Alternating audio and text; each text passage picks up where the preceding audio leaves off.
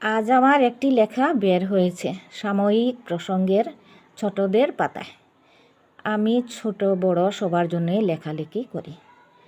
লেখালেখি আমার মনের শান্তি আর প্রাণের আরাম। কবিতাও লিখি, বেশিরভাগ আমি গল্প লিখি। এই লেখালেখি করে আমি কিন্তু স্বীকৃতি পেয়েছি। 2021 সালে আসাম সরকার প্রদত্ত লেখক সংবর্ধনা পেয়েছিলাম। তখন মুখ্যমন্ত্রী ছিলেন সর্বানন্দ সোনোয়াল। ওনার সিগনেচার করা একটা মানপত্র পেয়েছিলাম আর পেয়েছিলাম নগদ 50,000 টাকা।